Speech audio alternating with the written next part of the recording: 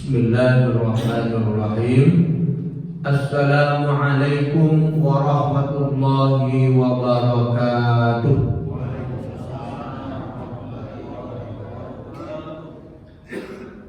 Alhamdulillah, wassalatu wassalamu ala rasulillah Sayyidina wa maulana Muhammad ibni Abdillah wa ala alihi wa ashabihi wa ma tabi'ahu wa mawalah. La hawla wa la quwwata illa billahi, amma ba'd. Alhamdulillah, segala puji hanya milik Allah. Salawat dan salam semoga senantiasa tercurah pada junjungan kita Nabi Muhammad sallallahu alaihi wasallam. Allahumma shalli ala sayyidina Muhammad wa ala ali sayyidina Muhammad. Assalamualaikum ya Rasulullah. Bapak Ibu jamaah sekalian, alhamdulillah kita sudah di penghujung bulan Syawal. Syawal dari kata syara maknanya meningkat. Idealnya yang meningkat adalah ketaatan kita kaum muslimin setelah dididik di tempat sebulan di bulan Ramadan yang lalu, sehingga pasca Ramadan kita benar-benar mendapatkan apa yang diharapkan oleh Allah, menjadi orang-orang yang bertakwa. Takwa itu esensinya adalah taat. Maka para ulama mengatakan laisa al-'aid biman labisal jadid walakinna al-'aid biman ta'atuhu tazid. Bukanlah Syawal lebaran itu tandanya baju yang baru, tapi tanda yang penting adalah tambahnya ketaatan. Taat ini adalah perkara yang amat menentukan apakah kita di dunia ini beruntung apa tidak. Allah Subhanahu wa taala berfirman, "Innama kana qaulal mu'minina idza du'u ila Allahi wa rasulih liyahkuma bainahum ay yaqulu sami'na wa ata'na wa ulaika humul muflihun." Jawaban orang-orang beriman ketika diseru kepada Allah dan Rasulnya tiada lain kecuali kami mendengar ya Allah, kami pun patuh, kami pun taat. Orang yang patuh seperti ini, mereka yang dapat garansi dari Allah beruntung di dunia, beruntung pula di akhirat.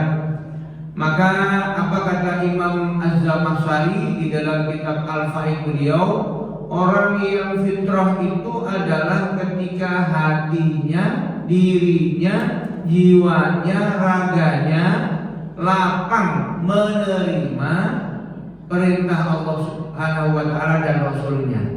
Jadi menikmati ketaatan kepada Allah dan Rasulnya. Oleh karena itu di dalam ketaatan ini walaupun lelah kadang-kadang capek, kita tetap sukacita melaksanakannya. Ada sebuah ungkapan nasihat emas dari Imam Ibnul Jauzi. Imam Ibnul Jauzi ini sering Al-Fakir kutip di majelis ini. Beliau ini ulama besar, menulis banyak sekali kitab, pernah mengislamkan ribuan orang-orang Yahudi dan Nasrani, dan membuat taubat ribuan pula orang-orang yang ahli maksiat. Beliau memberi nasihat begini, inna masyaqqatat ta'ati tadhhab. Lelahnya dalam ketaatan itu akan sirna. Ibu, waktu puasa Ramadan yang lalu siang hari lapar kan? Betul? Masih ada rasa lapar gini? Nggak ada kan? Nah, lelah dalam ketaatan itu tadhhabu, pergi, tidak ada lagi. Wa yabqa sawabuha. Yang kekal itu apa? Pahalanya itu. Kita pun melupakan pahala itu, ya kan? Puasa lewat, capeknya lelahnya lewat, kemudian hausnya lewat, laparnya lewat, nggak ada lagi. Insya Allah pahalanya masih tercatat. Insya Allah mudah-mudahan semua nanti akan mendapatkan kejutan dari Allah di yaumil akhir, di surganya Allah. Ya Allah, begini rupanya surga yang dijanjikan oleh Allah. Maka sebagian besar ahli surga itu menyesal. Menyesal bukan karena berbuat maksiat, enggak. Menyesal karena banyak perkara baik yang dulu di dunia tak kita lakukan. Coba kalau seandainya dulu aku melakukan ini, itu, mungkin dapat yang lebih rancak dari kau. Nah, jadi ini antara penyesalan. Wa inna lazzatal ma'asi, sementara lezatnya kemaksiatan itu tadhabu. Wa inna lazzatal ma'asi tadhabu, lezatnya kemaksiatan sekejap. Naudzubillah, jangan sampai terjadi pada diri kita, keluarga kita, kerabat kita, jamaah Masjid Nurul Huda ini. Seandainya ada orang selingkuh, berzina, ya, berapa puluh menit lah nikmatnya itu, iya kan? Memang ada kenikmatan itu sejenak, dia pun bersemangat karena nafsu dan godaan setan, ya. Akan tetapi wa inna lazzatal ma'asi tadhabu, lezatnya kemaksiatan itu segera sirna, pergi. Akan tetapi wa yabqa iqabuha, yang kekal adalah dosanya, azab Allah. Belum lagi mendapatkan siksa di akhirat. Kadang-kadang kalau sudah terbongkar di dunia menjadi hina, naudzubillah min dzalik. Nah, maka kita berupaya di sisa umur kita ini benar-benar menjauhi kemaksiatan, menyibukkan diri dalam ketaatan. Walaupun lelah, cepat hilang lelah. Orang lelah mencari nafkah, seorang suami, ya, udah selesai pulang istirahat, lelahnya hilang. Rezeki dapat, uang dapat, pahala pun dapat, yang kekal pahalanya. Sementara orang yang maksiat, sejenak dia. Orang yang korupsi biasanya ada pepatah begini, uang setan dimakan hantu. Tidak ada sejaknya itu, hilang begitu saja. Yang kekal azabnya. Nah, demikian juga kalau orang, alhamdulillah, yang tadi kita sebut selingkuh. Kalaupun ada berita kabar tentang perselingkuhan seorang yang viral misalnya, kita nggak usah menjadi bahan pergunjingan. Jangan ikut share berita itu. Kalau seandainya berita itu salah, namanya fitnah. Seandainya pun benar, kita pun jadi ghibah, mengunjung sesama muslim. Kalau ada orang berani-berani menuduh seorang perempuan baik-baik berzina misalnya, walladzina yarmunal muhsanati tsumma lam ya'tu bi arba'ati syuhada, sementara dia tidak mampu menghadirkan 4 orang saksi, laki-laki yang menjadi saksi dan menjadi saksi itu seperti menyaksikan langsung, seperti bola masuk gawang, seperti timbal masuk sumur. Jadi persaksian terkait zina itu susah, ya. Maka tidak usah disebarkan. Karena ini terkait dengan kalau seandainya dia memang melakukannya, kita ternyata kita tidak bisa menghadirkan saksi, misalnya, itu qadzaf, dosa besar. Ya, gak mampu menghadirkan 4 orang saksi, fajridu samanina jaldatan. Hukumannya apa? Dicambuk 80 kali dan tidak bisa menjadi saksi selama-lamanya. Kalau kita menuduh orang sembarangan, orang baik-baik kita gunjingkan dia selingkuh, berzina dan segala macamnya. Nah, Bapak Ibu sekalian, maka kita di dalam Islam ini diperintahkan oleh Nabi kita tidak boleh meremehkan amal baik walau kecil, ya, walau kita anggap kecil. Fattaqun nara, kata Nabi, hindarkanlah dirimu dari api neraka, walau bisiki tamratin, walau sekedar dengan bersedekah 1 biji kurma. Jadi Bapak Ibu sekalian, kalau seandainya orang sedekah 1 biji kurma, itu bisa jadi menyelamatkan dirinya dari api neraka. Apa kuncinya di situ? insya Allah kalau sedekah 1 biji kurma tingkat keikhlasannya tinggi. Iya kan? Mana pula dia cerita foto kemudian di upload di Instagram, share, alhamdulillah hari ini aku sedekah 1 biji kurma. Nah, kalau seandainya fa'ilam tajid, kalau seandainya nggak punya 1 biji kurma, ya maka cukup ya bikalimate thayyibatin, dengan 1 kalimat thayyibah. Nggak ada mampu sedekah kita, nggak ada uang memang, nggak ada harta. Kita mengucap alhamdulillah, la ilaha illallah, subhanallah, astagfirullah, itu sudah perkara yang besar di hadapan Allah. Jadi kita tidak boleh meremehkan perkara-perkara kecil. Maka apa nasihat dari Mbah Mun? Mungkin ada yang kenal Kiai Haji Maimun Zubair sebelum beliau wafat.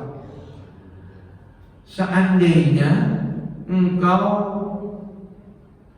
melihat seekor semut tergelincir mau masuk air, coba engkau tolong.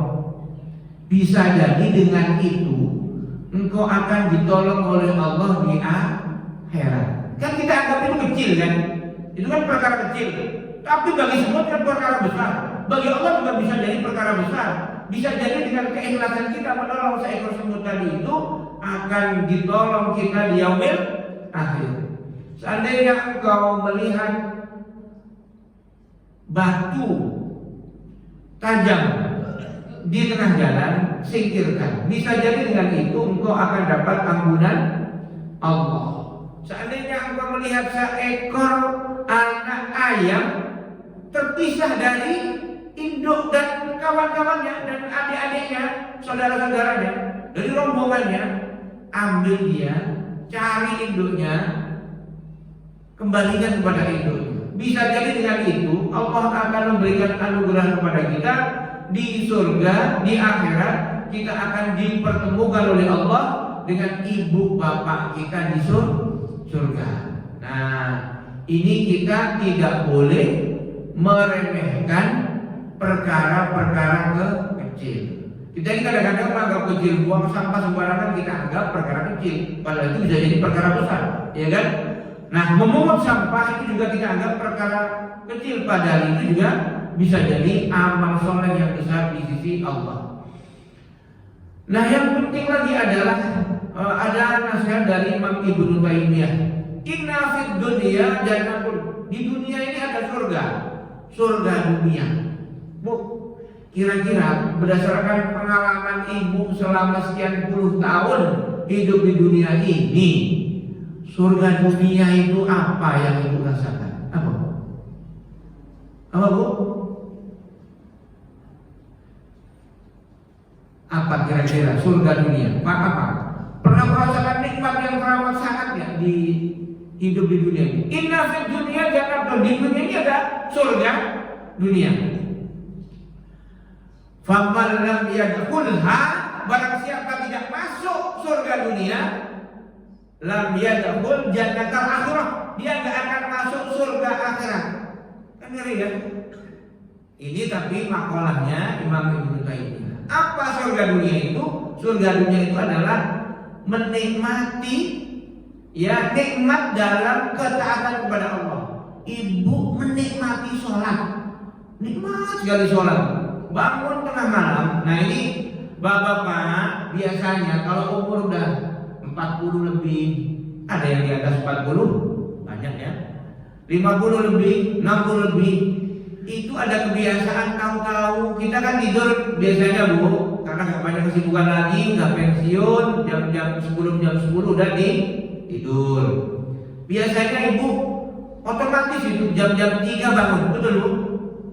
Betul bu? Itu tandanya Allah sayang sama kita.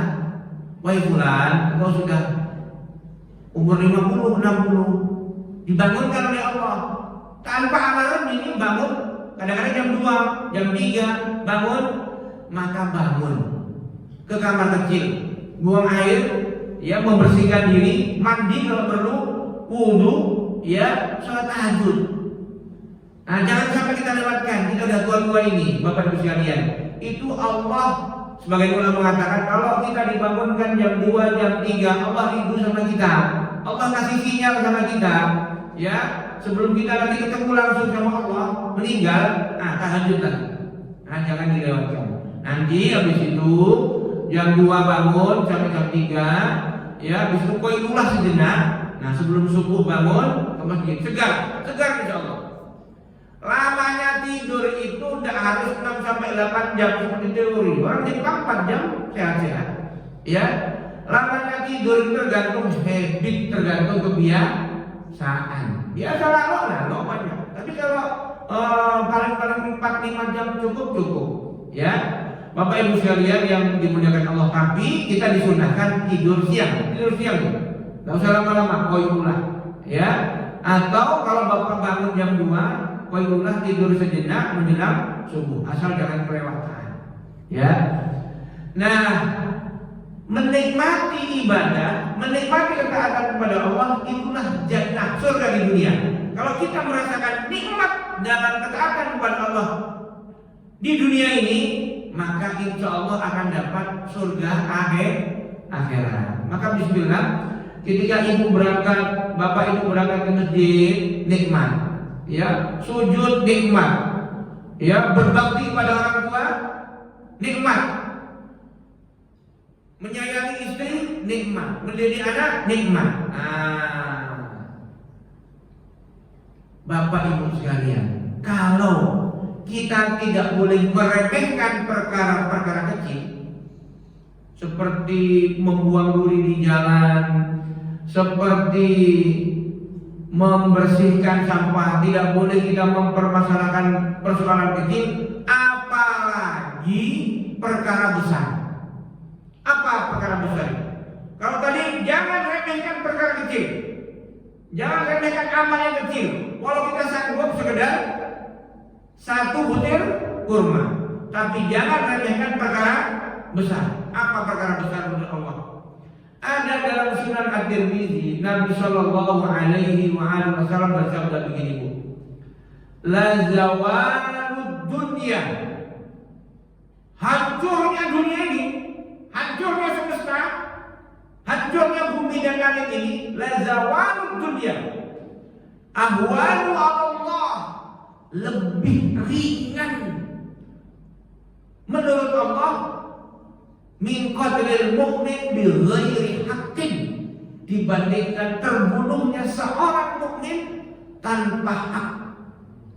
Hancurnya dunia ini lebih ringan di sisi Allah dibandingkan terbunuhnya seorang mukmin tanpa alasan yang hak.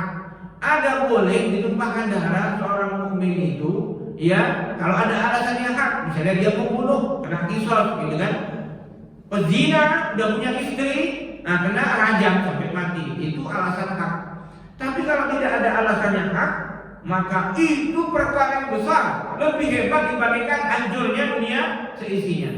Bu, Pak, ada nggak hari ini, saat ini, ya, orang beriman di dunia ini yang terbunuh tanpa alasan yang hak? Ada nggak? Di mana, Bu? Di mana, Bu? Di Palestina, antara lainnya. Ketika kita di Masjid Nurul Huda yang bagus sejuk, bulan Ramadan kemarin, sholat 5 waktu, tarawih tadarus, tanggal 18, pertengahan Ramadan sampai Lebaran, ya, mereka itu 1.309 nyawa orang Islam yang gugur, anak-anak, perempuan, pengungsi, ya, relawan itu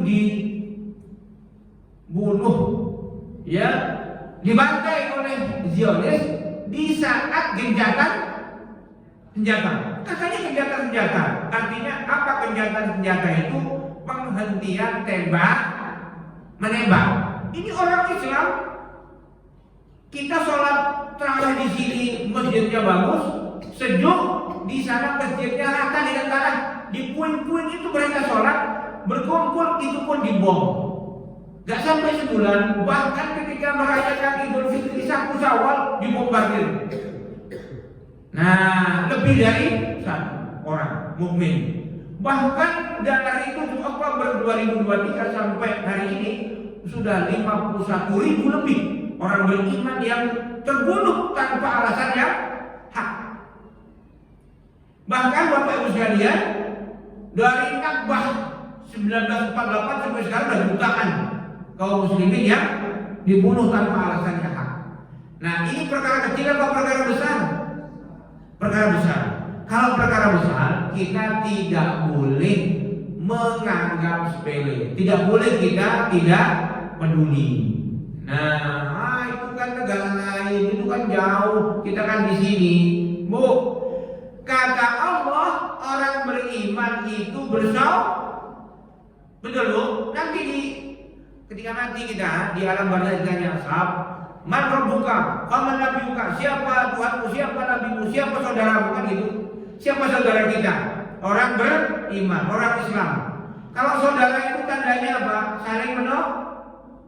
Saling menolong. Innamal mu'minuna ikhwatun. Orang beriman itu adalah bersaudara. Kata Nabi, kal jasadin wahid, mereka ibarat tubuh yang satu. Kalau ibu kita ini tubuh yang satu, kaki tergantung batu, berlumuran darah kaki itu, datang tangan membantu kaki, otomatis tanpa teriak, tolong, tidak usah, tangan datang membantu. Itu namanya kal jasadin wahid, ibarat tubuh yang satu. Nah, Bapak Ibu sekalian, maka walaupun jauh kita ada di sini, kita harus peduli. Apalagi Palestina itu tanah wakaf kaum muslimin sejak 15 Hijriah berdasarkan Al-Uqdah Al-Umayyah, piagam Umar mendapatkan kunci Baitul Maqdis dari pendeta Safronius, diserahkan kepada Sayyidina Umar. Umar datang dari Madinah, ya, naik onta ke Yerusalem, jauh ke Baitul Maqdis, ke Palestina, jauh. Berdua dia dengan ajudannya. Nah, dia menerima, beliau radhiyallahu taala anhu menerima kunci Baitul Maqdis dan dibuatkanlah kesepakatan yang diakui oleh orang Islam dan orang Nasrani sampai hari ini. Bapak Ibu kalau nggak percaya, cari di Google pidato dari pemimpin Kristen tertinggi di Palestina, namanya Manuel Musallam. Manuel Musallam pidato akhir tahun 2023 kemarin. Apa pidatonya? Ya, kami masih menghargai perjanjian Umar bahwa itu adalah tanah kaum muslimin. Maka kami warga Nasrani, warga Kristen di situ akan tetap melawan siapapun yang akan menduduki Palestina. Ya, nah ini komitmen. Akan tetapi yang kami kecewakan adalah sikap para pemimpin negara Islam, negara Muslim, ya, negeri Muslim dan para pemimpin Arab yang tidak peduli dengan tanah wakaf mereka. Orang Minang menyebut tanah wakaf itu tanah pusako tinggi, Pak. Mungkin Jawa buat tanah pusako tinggi. Nah, kan di Minang ada istilah tanah pusako tinggi. Jadi tanah kaum. Nini Bapak boleh menjual? Tak boleh. Dato boleh menjual? Tak boleh. Itu tanah wakaf. Ya, tak boleh dijual sembarangan. Nah, Palestina itu tanah wakaf kaum muslimin. Apalagi di sana ada Masjidil Aqsa. Kita dianjurkan sangat untuk ziarah ke Masjidil Haram, Masjid Nabawi, Masjidil Aqsa. Ini 3 tempat masjid suci kita. Sholat di Masjidil Aqsa 500 kali lebih utama dibandingkan sholat di sini, di Masjid Nurul Huda. Di situ tempat Nabi Muhammad SAW di Isra Mi'rajkan. Subhanalladzi asra bi 'abdihi lailan minal masjidil haram ilal masjidil aqsa alladzi barakna haulahu linuriyahu min ayatina innahu wasami'un basir. Diabadikan oleh Allah di ayat pertama surat Al-Isra ini. Nah, oleh karena itu kita harus peduli itu tanah kita. Kalau hari ini ada pejuang Palestina menjaga, itu mewakili kita, maka mereka tak mau keluar. Persoalannya hari ini Bapak Ibu sekalian, Ibu mengikuti nggak ada pidato dari Presiden Amerika? Siapa namanya sekarang? Donald Trump. Nah, kita ini bersyukur hidup ditakdirkan Allah di era ini. Kita menyaksikan langsung jahatnya pemimpin kafir Amerika. Mana nggak jahat? Ya, kita menyaksikan langsung. Tidak apa-apa ini live streaming kan? Live streaming tidak apa-apa. Saya mengatakan bahwa kita menyaksikan langsung jahatnya Netanyahu, pemimpin Yahudi, jahatnya presiden Amerika. Gimana aja dia jatuh berkali-kali. Terakhir 7 April kemarin, berjuang Netanyahu. Kita akan rekonstruksi Gaza itu, direkonstruksi dan dibangun, ya. Tapi penduduknya 2,4 juta penduduk Gaza dievakuasi, disuruh pindah keluar kampungnya, pindah ke Mesir dan Yordania. Kemudian akan dijadikan destinasi wisata yang dikuasai Amerika. Kira-kira itu jahat atau baik? Jahat. Asalkan dia manusia, dia pasti jahat. Menurut kita kok bisa sejahat itu? Ya kan? Bapak gak usah heran. Pak, Bapak itu pernah dengar nama Columbus ya? Waktu SD, cerdas-cermat dulu kan ada cerdas-cermat tahun 70, 80. Penemu benua Amerika, siapa namanya? Columbus. Ketika Columbus datang, ya, dari Eropa naik kapal 1498 sampai di benua Amerika. Di Amerika, benua Amerika itu ada orang apa tidak? Udah ada orang apa tidak? Udah ada jutaan orang. Sudah ada kerajaan kuno dulu namanya Maya, Inka, jauh lebih tua dari Majapahit, Sriwijaya. Ya, kerajaan Inka, Aztec, udah ada jutaan. Tapi oleh Eropa, kita pun kurikulum pendidikan kita ikut-ikutan bodoh, ya, menyebut Columbus itu penemu Amerika. Itu artinya menganggap orang asli benua Amerika bukan manusia. Bukan manusia. Akhirnya dibantai, Bapak Ibu sekalian, 1.500 kali lebih bangsa Eropa itu membantai penduduk asli Amerika yang mereka sebut Indian. Bahkan dulu ada siapa yang berhasil membawa kepala atau tengkorak orang India $100. Itu ratusan tahun. Kenapa kalau Bapak sekarang ke Amerika isinya orang bule? Orang bule dari mana? Dari Eropa. Mana orang aslinya? Di genosida namanya.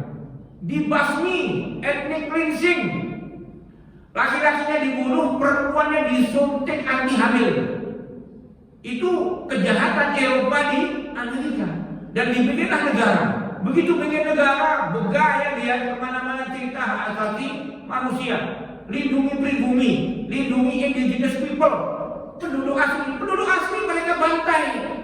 Jadi kalau sekarang Donald Trump bilang usir orang Gaza, kita akan duduki jadi tempat wisata, mereka itu datuk-datuknya Donald Trump itu yang mereka lakukan di Amerika.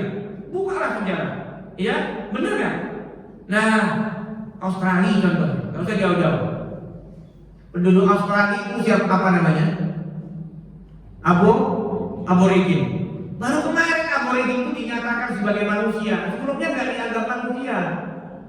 Siapa yang berkuasa di Australia itu? Para perampok dari Inggris. Ya, 1770 datang mereka, kemudian penduduk aslinya dibasmi, jadi mereka sekarang jadi budak, ya, di kampungnya sendiri. Itulah yang terjadi di Amerika, di Australia, dan itu yang sedang mereka kerjakan di Gaza, di Palestina. Amerika, Israel didukung Eropa. Jadi kalau seperti ini, kok umat Islam 2 miliar ini diam? Katanya saudara, kita ini umatnya Nabi siapa? Nabi Muhammad. Kita berharap syafaat enggak nanti di akhirat? Enggak cukup dengan sholawat. Harus dibuktikan sholawat itu. Yang di Palestina, yang di Gaza itu umatnya Nabi Muhammad bukan? Umatnya Nabi Muhammad. Kalau ada umat Nabi Muhammad disiksa, dizalimi, kita katanya umat Nabi Muhammad, masa kita nggak peduli? Maka kita harus peduli. Jadi Bapak Ibu sekalian, yang terjadi di Gaza itu lebih parah lagi dari penjajahan Belanda di Indonesia. Kalau dulu Belanda jajah Indonesia, jahat, zalim, iya. tapi pribumi masih ada. Walau ditembaki, tapi nggak diusir, ya, cuma diperbudak, bayar pajak tinggi. Itu yang terjadi kolonialisme di Nusantara. Yang dilakukan oleh Inggris, yang dilakukan oleh Belanda, yang dilakukan oleh Portugis. Yang dilakukan oleh Zionis sekarang lebih dari itu. Penduduknya diusir, dia menduduki di situ. Ya, ini Zionis ini jahatnya. Maka Bapak Ibu sekalian yang dimuliakan Allah Subhanahu wa taala. Terus apa yang bisa kita lakukan? Apa yang bisa kita lakukan, Bapak Ibu sekalian? Apalagi kita udah tua-tua ini. Ya kan? Udah tua-tua, apa pula cerita masalah ini? Pertama, Bapak Ibu sekalian, walau kita udah tua masih ingat Al-Fakir, saya sering menyampaikan kisahnya Abu Ayyub. Masih ingat?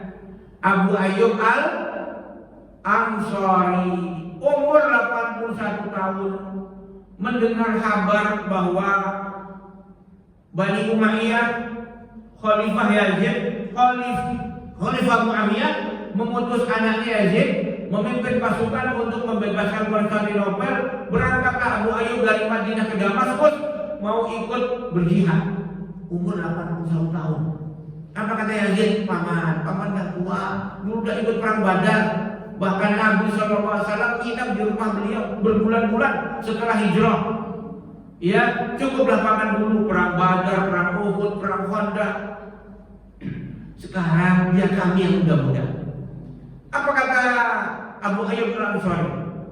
Wahai anak pamanku, bagaimana nanti jawabanku ketika ditanya Allah tentang ayat infiru wa hifafan wa thiqalan wa jahidu? Berangkatlah kalian. Kondisi ringan. Dulu waktu kami masih muda, ringan. Sekarang udah tua, berat. Wa jahidu, berjihad bi amwalikum wa anfusikum fi sabilillah. Nah, akhirnya Yazid udah ikutlah paman. Udah tua, gugur di jalan.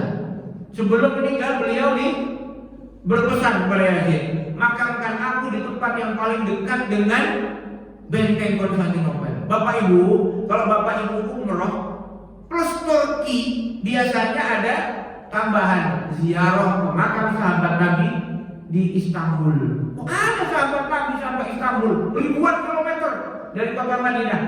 Itulah Abu Ayyub Al-Ansari. Terus macam mana? Apa kita bisa macam Abu Ayyub? Enggak. Paling tidak kita peduli. Ya. Yang pertama, apa yang harus kita lakukan? Pertama, minimal berdoa. Minimal. Ibu, doa untuk keselamatan diri. Allahumma inna nas'aluka salamatan fid din dan seterusnya. Allahumma hawwin 'alaina fi sakaratil maut, keselamatan diri. Minta ampun, istighfar. Allahumma inna nas'aluka ridhaka wal jannah wa na'udzubika min sakhatika wan nar. Ya. Doa untuk suami, doa untuk istri, doa untuk anak. Jangan lupa tiap selesai sholat doa untuk ibu bapak kita, ya. Dan tapi jangan lupa mendoakan saudara kita sesama muslim di seluruh dunia. Allahumma sholli ala al-mujahidina al-mustada'afina fi Palestin wa fi kulli makan wa fi kulli zaman bi rahmatika ya arhamar rahimin. Minimal. Tapi doa saja apa cukup? Tidak cukup. Ada di kampung kita ini rumah tetangga kita datang perampok. Dan kemudian harta diambil, rumah diduduki, anak dari tetangga kita itu dibunuh, istrinya diperkosa. Maka kita berdoa. Apakah selesai cukup dengan doa? Tidak cukup. Doa sudah amal soleh, tapi tidak cukup. Ini minimal. Ya, himbauan dari para ulama, termasuk majelis ulama, senantiasa kita mendoakan. Menteri Agama kita yang baru kemarin ketika manasik akbar, beliau menghimbau jamaah haji untuk mendoakan saudara-saudara kita di Palestina. Ya, ini saya menyampaikan yang disampaikan oleh Menteri Agama. Yang pertama, yang kedua, Bapak Ibu sekalian, Majelis Ulama itu, Majelis Ulama Indonesia tahun 2023 ada keluarkan fatwa nomor 83, yakni ya seruan kepada rakyat Indonesia untuk memboikot produk-produk yang berafiliasi dengan Israel.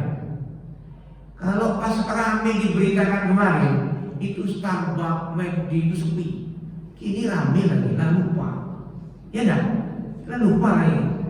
Tema ini terkait sebisa mungkin. Kalau memang ada alternatif sabun, ya, pasta gigi, sampo, baju, ya, produk-produk selagi kita mungkin memilih produk orang Islam, pilih produk orang Islam.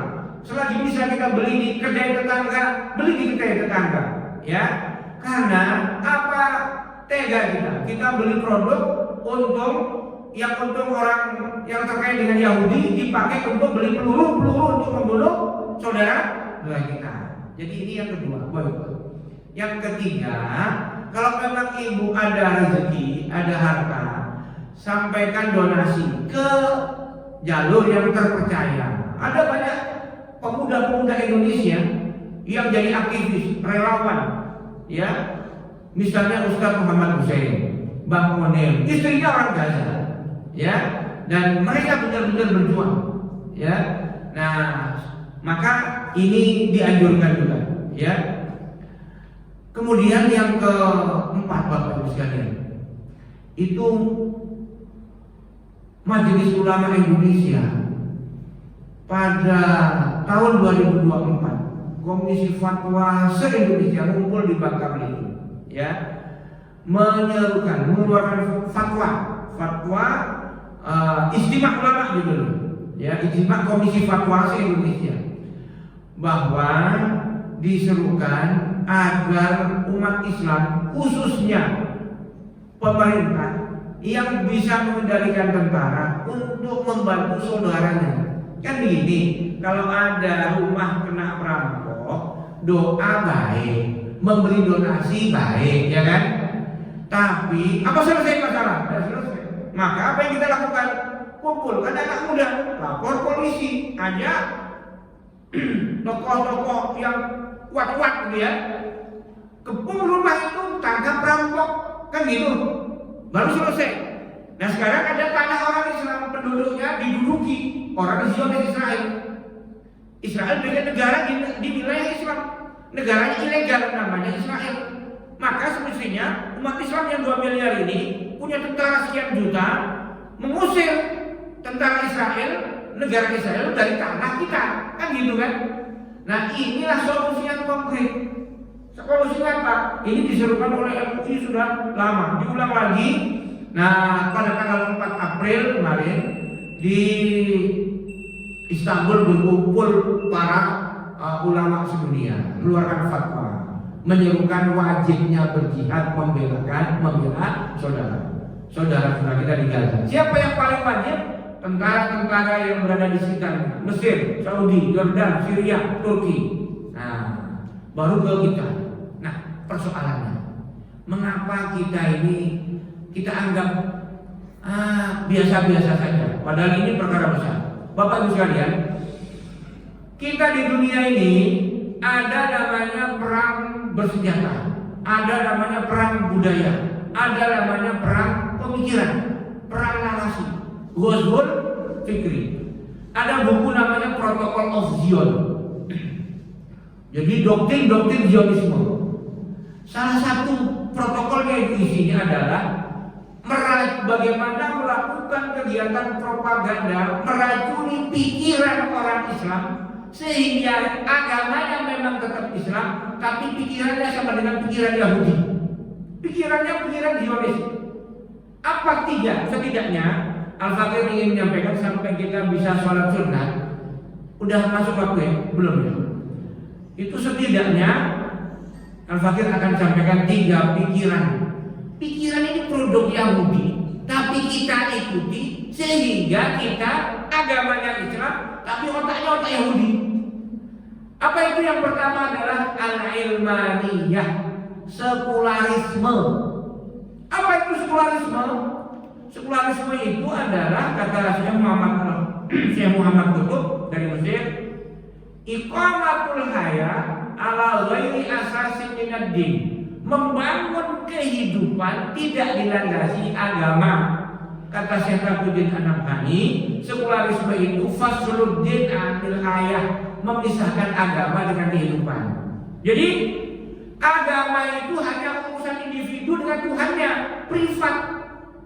Jangan bawa-bawa agama dalam urusan sosial, dalam urusan politik, memilih pemimpin, ekonomi, budaya. Ya kalau ada foto telanjang, gak usah bawa agama. Ini seni. Kalau ada ketika pemilu, jangan bawa agama. Ini masalah politik. Kalau dalam ekonomi, ini masalah riba. Ini bukan agama.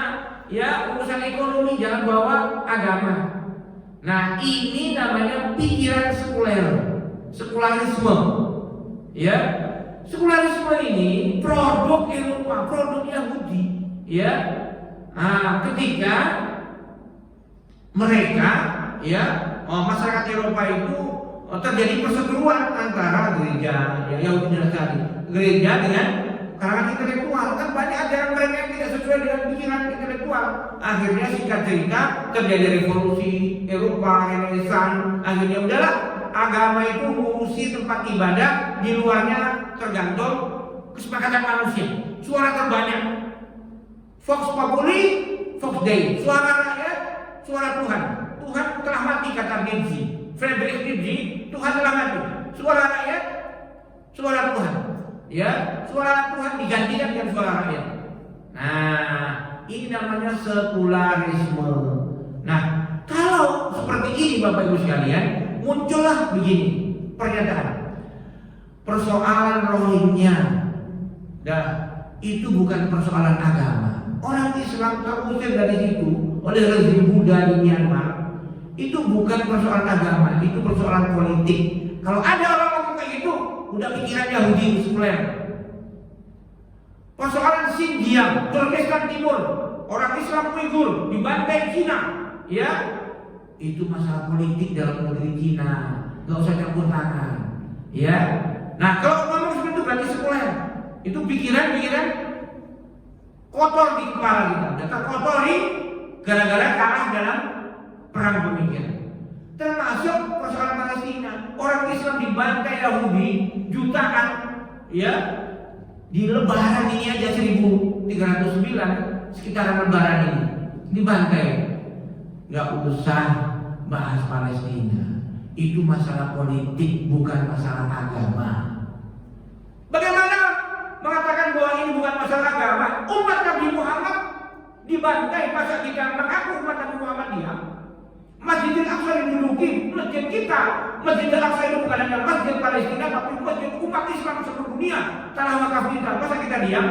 Bagaimana nanti di akhirat? Ya, kita akan mempertanggungjawabkan. Katanya engkau umat Nabi Muhammad. Nah, Bapak Ibu sekalian, Al-Quran memberitahu kepada kita, kalau pikiran kita sekuler seperti itu, ya setengah-setengah dalam beragama, apa kata Allah di ayat 85 surat Al-Baqarah, afatu'minuna bi ba'dil kitab. Kalau engkau mengimani Al-Quran sebagian, yang kita suka sesuai nafsu kita ambil, wa takfuruna bi ba'din, mengingkari sebagian yang lain. Hudud jinayah nggak mau kita. Masalah ekonomi tidak mau kita. Yang kita ambil sholat, puasa, haji, zikir kita ambil. Tapi dalam masalah ekonomi, politik, sosial, tidak mau ngambil dari Quran dan Sunnah, tidak. Sekuler namanya. Kalau seperti itu, afatu'minuna bi ba'dil kitab wa takfuruna bi ba'din, fama jazaa'u may yaf'alu dzalika minkum illa khizyun fil hayatid dunya. Kita akan nista, khizyun di dunia itu nista. Wa yaumal qiyamati, di hari kiamat, yuraduna ila asadil azab, dapat azab yang pedih. Kalau kita dalam beragama setengah-setengah, makanya kita dalam beragama itu diperintahkan Allah, ya ayyuhalladzina amanu udkhulu fis silmi kafah. Masa Islam itu sempurna, jangan setengah-setengah. Kafah itu diterjemahkan orang Jawa kabeh. Dari kata kafah itu kabeh disimbolisasi ketika Lebaran dibuat kupat, pindah berpindah jadi ketupik, ya. Dari Jawa kafah itu artinya sempurna, jangan setengah-setengah. Nah, maka Bapak Ibu sekalian, kita pun kalau memang Bapak Ibu mau membantu Palestina, mendoakan, jangan sekedar atas dasar kemanusiaan, jangan karena kasihan, enggak. Saya membela ini karena perintah Allah, itu saudara kita, itu umat Nabi Muhammad. Kalau hanya karena kasihan, kalau hanya karena faktor kemanusiaan, tidak akan dapat pahala, karena tidak lillah, tapi linnas. Ya, nah maka ini yang pertama, propaganda perang pemikiran yang dimasukkan oleh musuh Islam ke dalam benak kaum muslimin. Yang pertama namanya sekularisme, sekuler. Di Indonesia sejak zaman Belanda, tokoh yang paling getol untuk mempropagandakan sekularisme adalah Snop Gurgulonya. Ya, adalah orang Islam biar ngurus spiritual saja. Masalah politik, ekonomi jangan usah campur tangan orang Islam. Nah, yang pertama itu. Yang kedua itu apa? Pemikiran, ide yang merusak otak kaum muslimin. Produk dari Barat, produk dari Yahudi. Kapitalisme itu bahasa Arabnya Ra'sumaliyah. Bahasa kitanya Ra'sumaliyah itu Ra'sul kepala, maliyah itu titik uang. Jadi standar di kepalanya uang. Hepeng mengatur negara. Mulia tidaknya orang, hebat tidaknya orang ditentukan oleh harta, ditentukan oleh uang. Ini dari segi makna bahasa. Jadi kapitalisme itu intinya adalah kebebasan pemilikan, hurriyatul milkiyah. Orang boleh memiliki apapun dengan cara apapun asal dia bisa, tidak mengganggu orang lain. Maka pulau boleh dijual, ya. Barang tambang, mestinya barang tambang itu milik rakyat. Kalau dalam Islam Bapak Ibu sekalian, ya, an-nasu syurakaa'un fi salasin al-ma'u wal kala'u wan nar. Manusia bersingkat dalam 3 perkara, ya. Sumber daya air, sumber daya energi, tambang, ya, minyak, hutan, itu milik manusia, anugerah dari Allah, dikelola negara untuk rakyat, kan gitu. Maka hasil kajian beberapa intelektual, Bung Hatta merumuskan bumi, air, dan kekayaan alam yang terkandung di bawahnya dikuasai oleh negara untuk sebesar-besar kemakmuran rakyat. Pasal 33 itu selaras dengan konsep syariat Islam. Sekarang kan tidak dipakai. Coba batu bara siapa yang punya? Milik rakyat, dikasih ke cukong, dikasih ke korporat. Emas dikuasai siapa? Korporasi. Ya, hutan dikuasai siapa? Korporasi. Ya, akhirnya rakyat miskin, bayar pajak. Ini namanya kapitalis. Jadi Indonesia ini meskipun negaranya berdasarkan Pancasila, tapi gak diamalkan. Yang diamalkan kapitalisme. Sistem ekonominya kapitalis. Ini berat. Siapa yang bisa bantah? Profesor Mahfud MD berkali-kali mengutip hasil riset KPK. Apa hasil riset KPK? Zaman Abraham Samad, seandainya tidak ada kebocoran, artinya tidak ada korupsi di sektor tambang, maka seluruh anak Indonesia 284 juta orang tiap kepala tiap bulan dapat subsidi dari negara 20 juta per bulan. Tidur Korea aja dapat 20 juta. Kalau tidak dikorupsi tambang. Kalau dikelola oleh negara dengan amanah profesional, maka tidak ada orang miskin. Sekarang ini coba cari kerja susah, PHK, sekolah susah ya Allah. Ada saya asesor nguji mahasiswa kumlot alumni perguruan tinggi terkemuka di Jawa, kerja di hutan. Dari kuliah di Jawa kerja di Papua, saya uji kompetensinya. Alumni mana? Sebutlah kampusnya. Berapa IP-nya? Kumlot. Udah berapa lama kerja di situ? Hampir 4 tahun. Gaji piro berapa? 4 juta. Gaji 4 juta. Kerja di Papua. Dari Merauke masuk sampai ke hutan, kena hutan itu 1,5 hari menyusuri sungai. Ya. Nah, sementara SPB-nya aja berapa dulu? Nah, kerja semurah begitu. Sekarang PHK banyak terjadi. Nah, kenapa? Karena tidak dikelola dengan benar, tidak dikelola dengan Islam. tapi dikelola dengan kapitalisme. Intinya Pak, begini. Kapitalisme ini bahasa Arabnya ra'sumaliyah.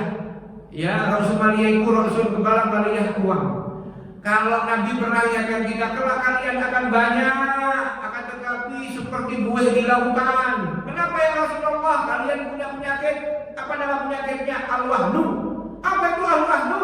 Hubbud dunya wa karahiyatul maut. Begitu rupa mencintai harta, mencintai dunia, takut mati. Kenapa dia mencintai dunia? Kapitalis tadi, otaknya itu pitik hepeng. Dia mau nolong orang wani kiro. Ya, saya ngajar karhutla itu, Pak. Itu di 5 provinsi, Riau, Sumsel, Jambi, ke Kalimantan. Saya sering nanya survei.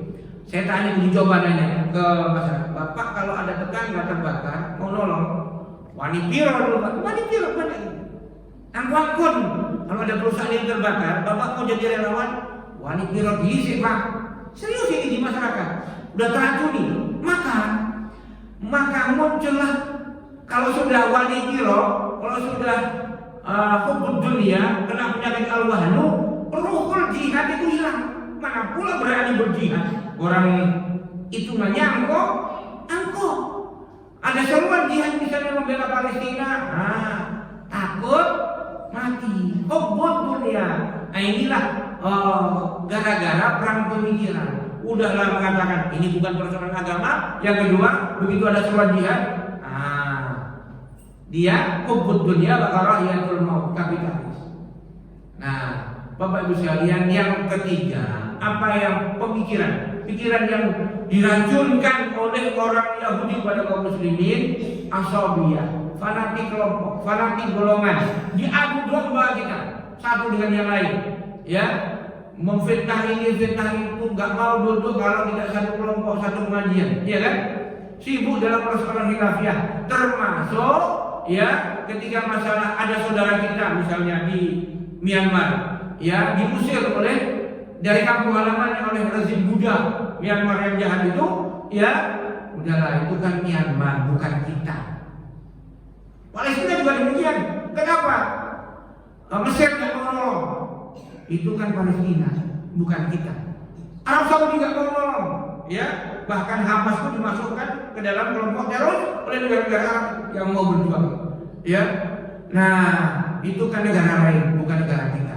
Inilah pikiran seperti itu yang berbahaya. Terakhir, Al-Fakir ingin menyampaikan sebuah kisah fabel. Fabel itu cerita binatang. Waktu SD kita baca cerita ini untuk kita ingat kembali.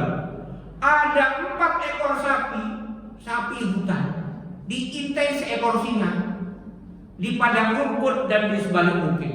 Ketika 4 ekor sapi ini kompak rukun, dan akan berani singa mendekat.